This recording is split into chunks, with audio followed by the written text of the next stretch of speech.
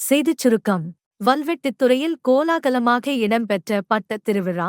வல்வை சர்வதேச வினோத பட்டத் திருவிழா தைப்பொங்கல் தினமான நேற்று மிகவும் கோலாகலமாக வல்வை உதயசூரியன் உல்லாசக் கடற்கரையில் நடைபெற்றது. இதன்போது வினோதமான பட்டங்கள் பறக்கவிடப்பட்டதையும் காண முடிந்தது. இனப்பிரச்சினைக்கான அரசியல் தீர்வு விடயம் தொடர்பில் தமிழ்க் கட்சிகளின் தலைவர்கள் பொதுவான நிலைப்பாட்டை எடுக்க வேண்டும். அதற்காக முதலில் அவர்கள் அனைவரும் ஓரணியில் இணைய வேண்டும், கூறுகின்றார் அமைச்சர் நலிந்த ஜெயதிச. 13வது திருத்தச் சட்டத்தினை தமிழ் மக்கள் தமக்கு கிடைத்த உரிமையாக கருதுகின்ற நிலையில் அதில் கைவைப்பதற்கு நாங்கள் முனையவில்லை. கடற்றொழில், நீரியல் மற்றும் கடல் வளங்கள் அமைச்சர் இராமலிங்கம் சந்திரசேகர் தெரிவித்தார். நிகழ்நிலை தளங்களில் பெண்களுக்கு எதிரான அத்துமீறல்கள் விசாரித்து நீதியை வழங்க நடவடிக்கை எடுங்கள். அரசாங்கத்திடம் மனித உரிமைகள் ஆணைக்குழு வலியுறுத்தல்.